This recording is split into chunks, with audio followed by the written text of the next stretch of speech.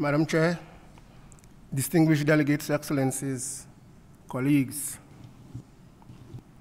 St. Lucia wishes to take this opportunity to express its support for this process of information and experience sharing at the international level among countries, international organizations, as we seek to collectively design a framework for minimizing and mitigating risk and exposure arising from natural disasters. St. Lucia also supports the call for regional collaboration and the institution of joint mechanisms at the level of particular groups of countries. We are particularly and acutely aware of the benefits of such collaboration. My country is part of the Caribbean Community CARICOM, of which an important associate institution is the Caribbean Disaster Emergency Management Agency, CDEMA. CDEMA has evolved as an agency of vital importance to the regional integration movement, and its value is evident in the work that it has done and continues to do in the coordination of disaster management and response issues.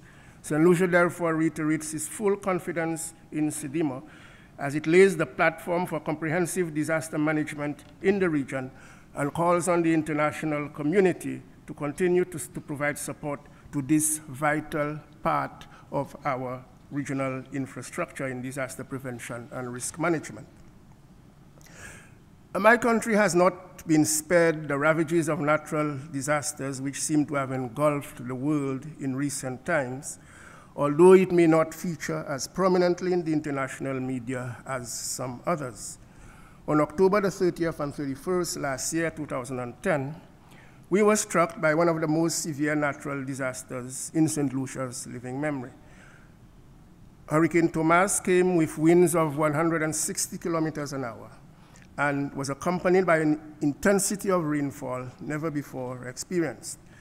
This combination of wind and rain led to massive destruction of infrastructure, both economic and social, and also the loss of life.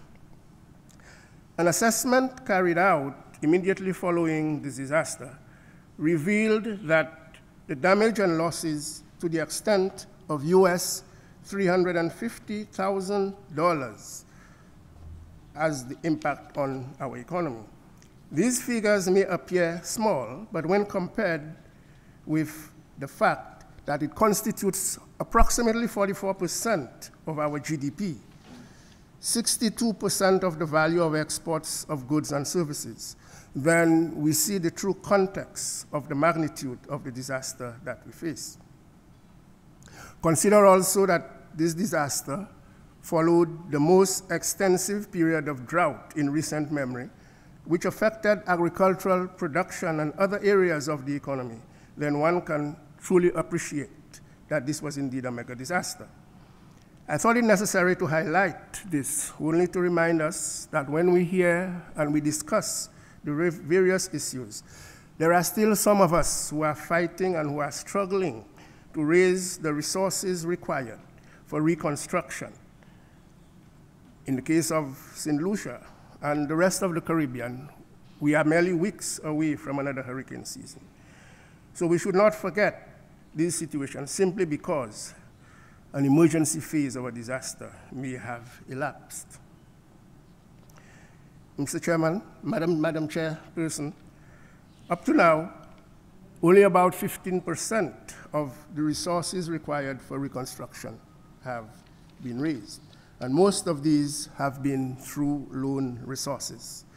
These are realities which we as small countries must face as we gather here in Geneva to discuss issues of disaster prevention and risk mitigation. Following the passage of Hurricane Thomas, the government of St. Lucia established a National Reconstruction and Development Unit. One of the principal mandates of this unit is the integration of risk mitigation and climate change adaptation measures in development initiatives, and ensuring that risk assessments are routinely carried out at the national level for planning purposes. We endorse and express our commitment to the Hyogo Framework of Action, and will implement the principles within the constraints at our disposal. We have completed the global assessment report for St. Lucia and have identified the shortfalls and the gaps which we are committed to work on as far as our resources will allow.